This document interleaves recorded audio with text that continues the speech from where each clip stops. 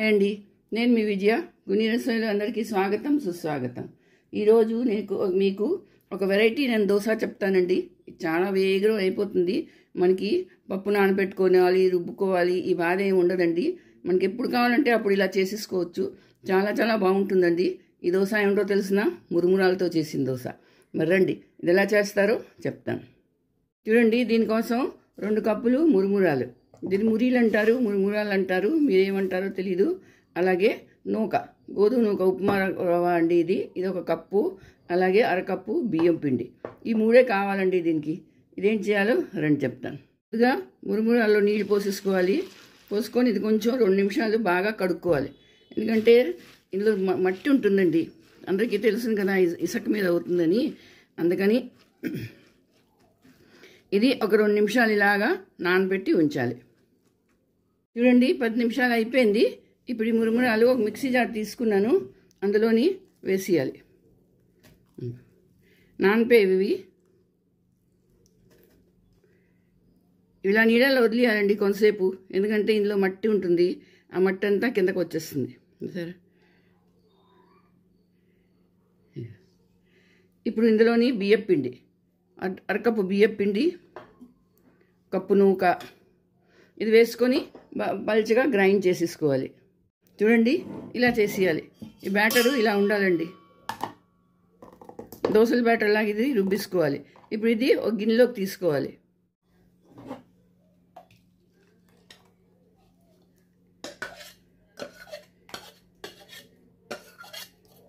గిన్నెలోకి తీసేసుకున్నాను. ఇగో ఇలా వచ్చింది చూడండి. ఇప్పుడు ఇందులోని కొంచెం ఉప్పు, మనకి ఎంత కావాలో అంత ఉప్పు వేసుకోవాలి. ఉప్పు, కొంచెం కారం పొడి, మీకు కావాలంటే పచ్చిమిరపకాయలు వేసుకోవచ్చు, కొంచెం వేయాలి, ఎక్కువ కాదు. ఇది బాగా కలుపుకొని ఒక 10 నిమిషాలు పక్కన పెట్టుకోవాలి. ఇగో ఇది నానుతున్నది. ఈలోగా మీకు దాంట్లోని మంచి చట్నీ చెప్తాను చూడండి. దీనికోసం మూకుడు పెట్టుకున్నాను. మూకుడులోని ఒక 3 చెంచాలు నూనె వేసుకున్నానండి. ఇప్పుడు అందులోని 4 ఎండుమిరపకాయలు, అలాగే శనగపప్పు, మినపప్పు, ఇంగువ, మెంతులు ఇవి వేసుకున్నాను. వేసుకొని ఇవి వేయించుకోవాలి. కొంచెం మినపప్పు ఎర్రగా అయ్యే వరకు వేయించుకోవాలండి. ఇది చాలా బాగుంటుంది. ఈ చట్నీ దోశలోనే కాదండి, రైస్లో కూడా చాలా బాగుంటుంది. ఇడ్లీలోకి, రైస్లోకి చాలా బాగుంటుందండి ఇది.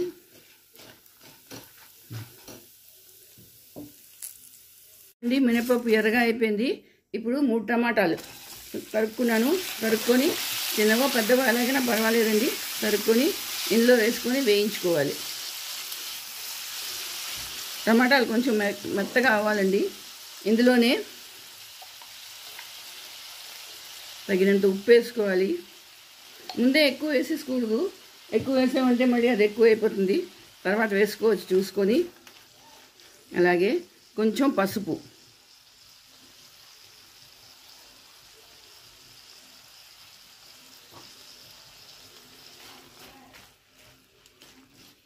వేసుకొని టమాటాలు మెత్తగా అయ్యే వరకు వేయించుకోవాలి.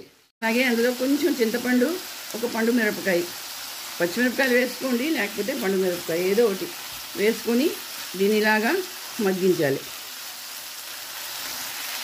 చూడండి, టమాటాలు మెత్తగా అయిపోయి ఇప్పుడు దీన్ని మిక్సీ జార్లో తీసుకుంటాను. తీసుకొని చల్లారి పెట్టుకోవాలి. ఇది బాగా చల్లారిన తర్వాతే దీంట్లోని కొత్తిమీర వేసుకొని గ్రైండ్ చేసుకోవాలి. మిక్సీ జార్లో తీసుకున్నాను, అందులో కొంచెం కొత్తిమీర వేసుకున్నాను. వేసుకొని బాగా చల్లగా అయిపోయిన తర్వాతే దీన్ని గ్రైండ్ చేసుకోవాలి. చట్నీ రెడీ అయిపోయింది. ఇప్పుడు దీనికి తాలింపు వేసుకోవాలి. చూడండి, తాలింపు కోసం నూనె వేసుకున్నాను. అందులో కొంచెం కరివేపాకు, ఆవాలు ఇది వేసి తాలింపు వేయాలండి పచ్చడికి.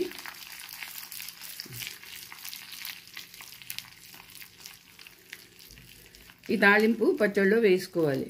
ఈ పచ్చడి చాలా బాగుంటుందండి, రైస్లోకి బాగుంటుంది, రోటీలోకి బాగుంటుంది, ఇడ్లీ, దోశ దేంట్లో అయినా మీరు తినొచ్చు.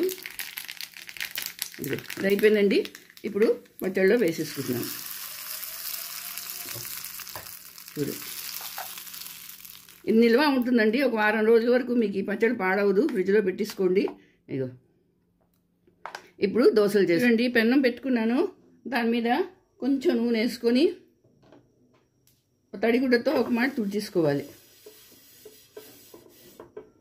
తుడుచుకునేక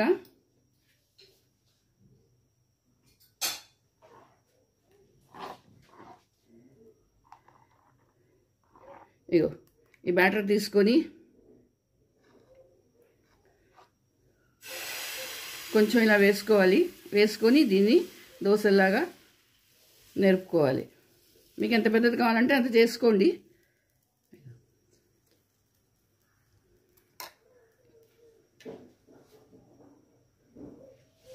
ఇది మరి హైలో ఉంచకండి, లో టు మీడియం ఉంచండి. హైలో ఉంచారంటే మెత్తగా ఉంటాయి. కొంచెం మీడియం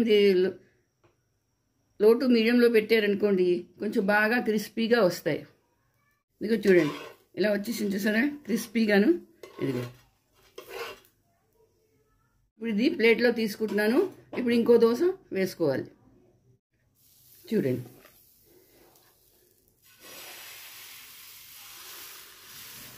చాలా బాగుంటాయండి. ఇవి క్రిస్పీగా వస్తాయి, చాలా టేస్టీగా కూడా ఉంటాయి. మన దోశల కన్నా ఎక్కువ బాగుంటాయండి. ఇవి చాలా ఇన్స్టెంట్, చాలా వేగం అయిపోతాయి.